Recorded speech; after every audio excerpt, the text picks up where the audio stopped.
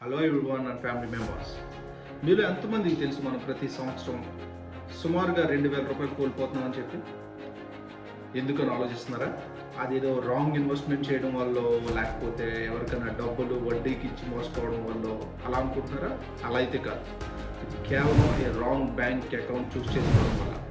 వీళ్ళు ఎంతమందికి తెలిసింది? సో తెలుసుకోవాలనుకుంటే ఈ వీడియో అండ్ వరకు చూడండి. మనం జనరల్గా సేవింగ్ అకౌంట్ లేదా శాలరీ అకౌంట్ని తీసుకుంటాం. అందులోనే మన అమౌంట్స్ని ఫిక్స్డ్గా ఉంచుతాం.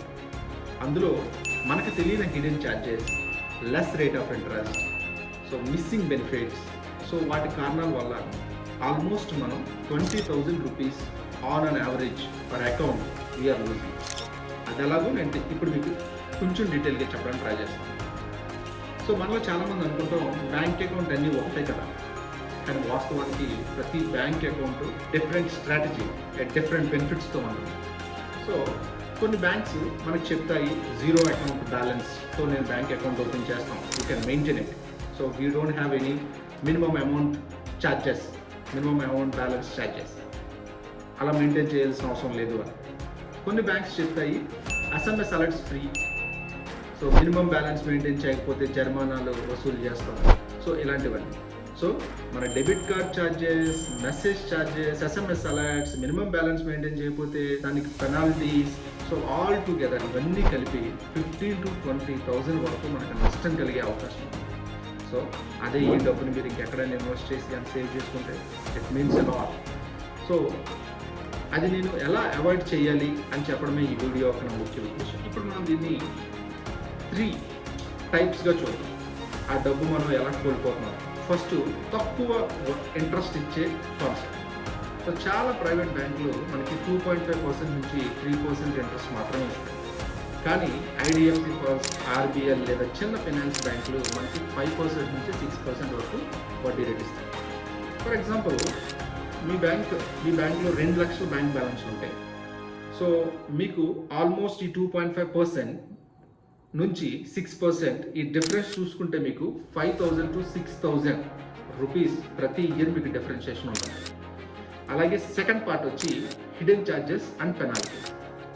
మినిమం బ్యాలెన్స్ లేకపోతే మనకి 300 to 500 రూపీస్ ప్రతి నెలకు వాళ్ళు ఛార్జ్ చేస్తారు. అలాగే 3 to 5 టైమ్స్ మాత్రమే ATMని మనం యూజ్ చేసి అమౌంట్ని విత్డ్రా చేసుకోవచ్చు. దానిపైన ఇంకేదైనా ఎక్స్ట్రా ట్రాన్సాక్షన్స్ చేస్తే, విత్డ్రాస్ చేస్తే యూజింగ్ ATM మనకి 20 రూపీస్ వరకు ఛార్జ్ పడుతుంది. On top of it SMS charges, debit card charges ఇవన్నీ మీకు 1,000 to 2,000 రూపీస్ వేస్తారు. సో మొత్తం ఈ కేటగిరీలో 7,000 to 8,000. First category 5,000 to 6,000, the second category 7,000 to 8,000. Now will come to the third category. So missing benefits and cash backs. కొన్ని salary accounts free airport lounge facility, so ఏదైనా bills మనం pay చేస్తే power bills కానీ, broadband bills కానీ, water meter bills కానీ, so మనకి ఆ cash backs ఇస్తాయి. అలాగే ఇన్సూరెన్స్ కవరేజ్ కూడా ఉంటాయి. కానీ ఈ నార్మల్ సేవింగ్ అకౌంట్ వాడితే ఈ all together 4 to 6,000 rupees, so విలువైన బెనిఫిట్స్ మనం మిస్ అయిపోతాం. ఇవన్నీ కలిపితే మీకు ప్రతి సంవత్సరానికి వచ్చేది 20,000 రూపీస్ నష్టం. అయితే మరి మనం ఏం చేయాలి? ఈ 20,000 రూపీస్ని మనం లూజ్ అవ్వకుండా ఉండాలి అంటే మనం ఏం చేయాలి? Simple trick. మీరు ఫస్ట్ ఫార్మోస్ట్ చేయాల్సింది ఏంటంటే ఇంట్రెస్ట్ రేట్స్ని మనం పోల్చుకోవాలి. సో కంపేర్ చేయాలి.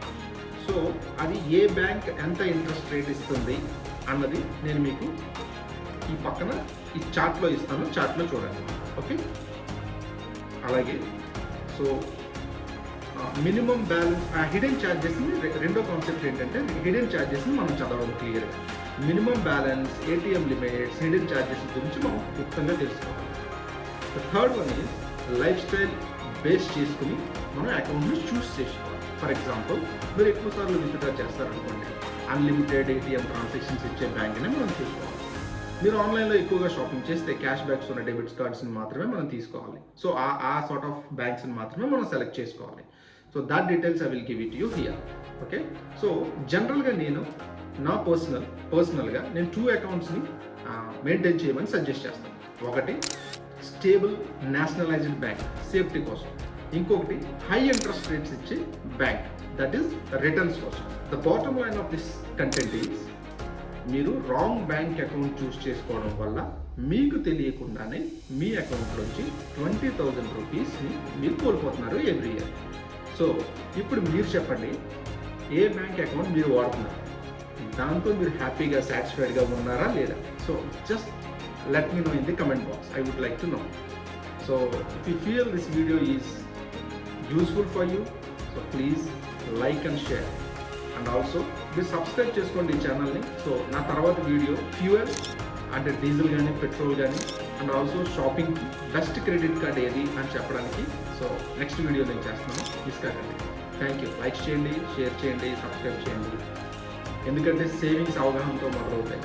నేను మీ ప్రతి ఒక్కరికి కొత్త టిప్స్ ఏదో ఒక వారం ఇస్తూనే ఉంటాను. Thank you. Signing off.